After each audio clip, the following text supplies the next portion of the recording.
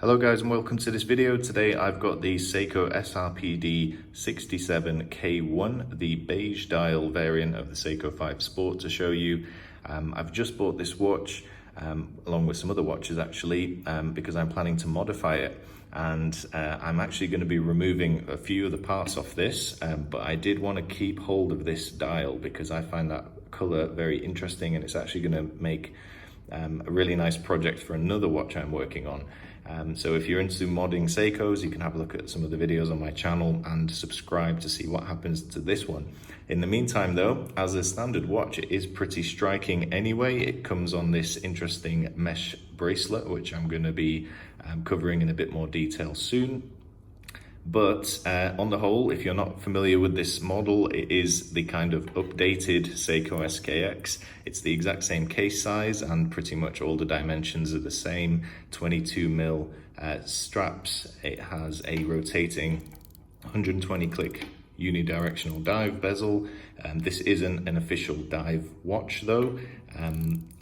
It has some of the same Seiko traits like misaligned bezels and chapter rings. Fortunately, these seem to be a little better than the SKX I had, but still, yes, you do have to expect that. The nice thing with these models though is you get them in a bunch of different colors, and always the dials, the hands, the movement in the back, which is all very useful to me, and that is a 4R36 movement. I'll go through some of the functions that has over the SKX in a minute. However, this is a solid watch for the money. I think I paid in the region of 230 US dollars for this here in Dubai. You know, the retail price I think is a fair bit higher than that, but you're always able to find these at some sort of discount in the malls and whatever. Like I said, I bought it mainly to modify, so I'm only actually keeping the crown, the case back, the movement. Everything else is going to change. Oh, and the strap I'm actually going to keep for my next watch because I am very much impressed with this strap. Now with this strap, and you'll notice this on the Seiko website along with resellers, the watches on these mesh straps tend to be a little bit more expensive. And there's good reason for that. Compared to the standard oyster style bracelet, which I bought on my previous SRPD Seiko 5 Sport, you'll find a video of that on my channel. I complained about the strap being a little, though comfortable, it is a bit jangly, it has hollow end links and so on. Not a problem with this mesh bracelet. Very easy to size, and I'll show you how to size this in this video too, because I had to figure that out for myself when sizing it earlier. It's a nice length, so even if you've got bigger wrists, it fits well. It's got a good amount of flexibility, but it's also actually quite tough and heavy. I thought this would be a lot thinner, and it's probably around maybe 2 to 3 mil thick. And you can see there's no imitation there. It is this chain link style material that they've gone for with this mesh, and it drapes nicely. It looks quite pleasant. It does suit the watch's style in this vintage kind of dial design as well. Now the dial is this kind of eggshell color. It gets slightly darker at the outer edges. It's all applied indices. The hands and the edges of those indices are this kind of gunmetal gray material, so then I thought they would be black actually, and as well as the Seiko logo you can see is applied in that same sort of material. Of course, not ceramic crystal. This is Seiko's Hardlex crystal on the front and the back, I believe. The movement is the 4R36, so it has stop seconds, it has a quick set day of the week, and you can see I've got the Arabic version there, and date, and most importantly in my opinion is it's got hand winding. It doesn't screw down. This watch is rated to 100 meters only of water resistance, so 100 less than the SKX was, but let's be honest, who is ever going to go over 100 meters underwater with these watches?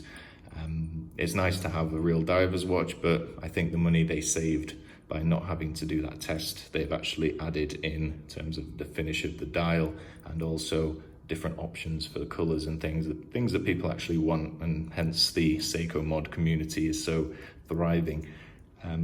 So it's an attractive watch.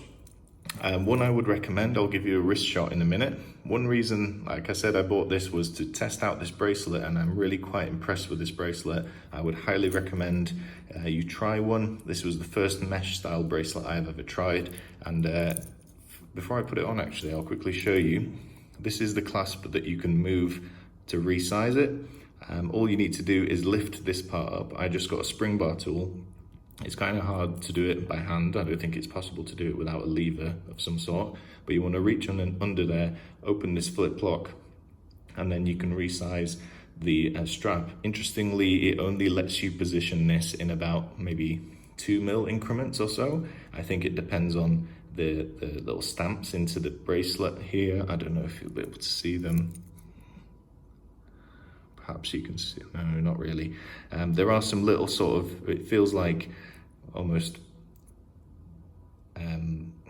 little divots or something inside this bracelet that allow you to sort of position this at many different points, but you can't see them.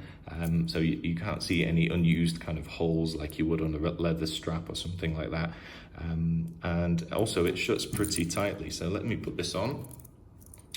It is a bit tricky. That's one thing I learned about these bracelets. It is actually kind of tricky to put them on because they're not attached at the ends, and you need, there we go. So you need to rest your hand down. You can see the Seiko logo there on this really small clasp, and then the watch on the wrist. I have quite large wrists, around 19.5 centimeters or 7 3/4, and this size watch fits me quite well. This particular style is not one I'd typically wear. Definitely not the yellowy kind of eggshell color, but that dial is actually going to go on a different watch I'm making for somebody, and this one is going to look completely different. It's going to be a pretty fun watch I've decided to make recently, and I'll be sharing that on my channel. So there you go. Interesting model. I've not seen many English language reviews of it, so I thought I'd make one quickly, even though I've got a bunch of Seiko reviews, including my green dial variant of this, which I've modified too. So have a look at my channel if you're interested. Drop a like, drop a comment, say hello, and I hope you can subscribe, and I'll see you next time. Thank you. So once again, I signed off the video without doing a Loom Shop, so here we go. I'm just using a loop with a UV light, LED UV light, just to show you where the loom is first of all, and you can see it glows pretty well even in daylight here. I've not got any special lights on. This is just lights coming from my window, and you can see that it's already picking it up on the hands and the markers. Interestingly, the day of the week glows in UV light, but the date doesn't. I'm not sure why that happens, but I've noticed that on a few Seikos. But yes, this has still got, even though it's a vintage sort of style loom in appearance, it is really strong, and it glows nice and sort of aqua greeny blue. You know, almost straight away. It reacts very quickly, and that's something that you can guarantee with a genuine Seiko dial. Another reason to buy a watch like this to modify rather than just buying the parts separately, because some things like the dials in these watches are actually really, really well made, and lots of great loom on there too. So there you have it. There's a Loom Shop. Thank you for watching.